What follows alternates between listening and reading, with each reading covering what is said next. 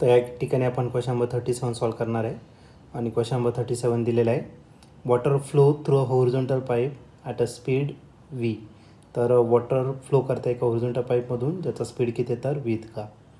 Internal diameter of the pipe is d. तर त्या पाईपचं जे इंटरनल डायमीटर आहे ते किती तर d इतकं आहे.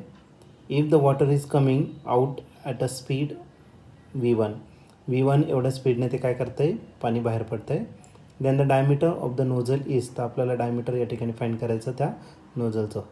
तर हा क्वेश्चन 2022ला आलेला 23ला आलेला होता आणि या क्वेश्चनचे जे 4 ऑप्शन आहे तर त्या 4 ऑप्शनपैकी पहिलं ऑप्शन आहे A d √v1 divided by v.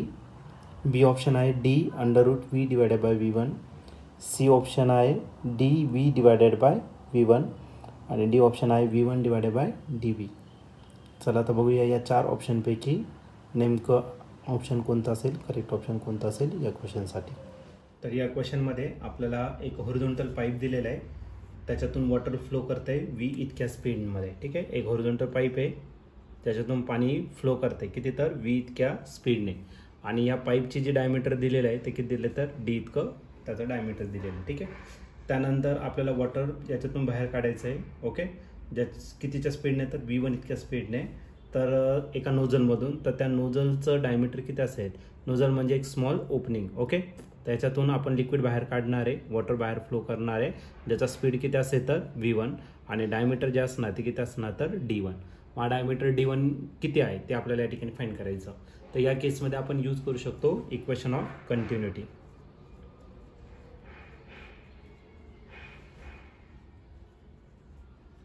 Equation of continuity जर घेतलं तर इक्वेशन ऑफ कंटिन्युटी आहे the product of area and its speed remains constant.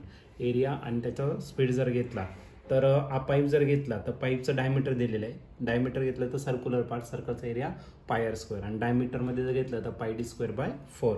म्हणजेच काय असणार आता आपलं एरिया इंटू वेलॉसिटी या मोठ्या पाईपसाठी आणि नोझलसाठी त्याचा एरिया a1 आणि स्पीड किती असणार तर v1 इतकं.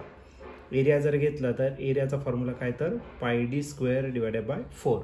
हा कोणाचा हॉरिझॉन्टल पाईपचा. ठीक आहे, आणि स्पीड किती तर v इतका आणि तो नोझल आहे, नोझलचा एरिया किती असेल πd1²/4 आणि त्याचा स्पीड v1 इतकाच दिलेला आहे. ओके, पाय आणि पाय काय आला कॅन्सल आणि हा 4 आणि 4 पण काय आला कॅन्सल.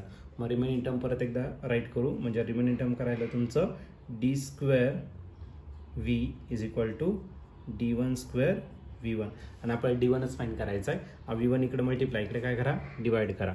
मग d1² जो असेल तो काय असेल तर d²v डिवायडेड बाय v1. आता याचं काय करू आपण स्क्वेअर रूट घेऊन टाकू. स्क्वेअर रूट जर घेतला तर d² काय होणार फक्त d. vचा आणि v1चा स्क्वेअर रूट घेता येणार नाही, मग त्याला आपण स्क्वेअर रूटच्या साईनमध्ये टाकू. v डिवायडेड बाय काय असणार तर v1.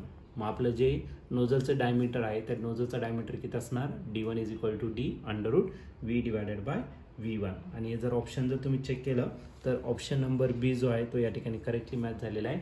मग या क्वेश्चनचं जे आन्सर असणार आहे ते ऑप्शन बी. ऑप्शन बी म्हणजेच d1 = d√v divided by v1 हे त्याचं करेक्ट आन्सर असेल.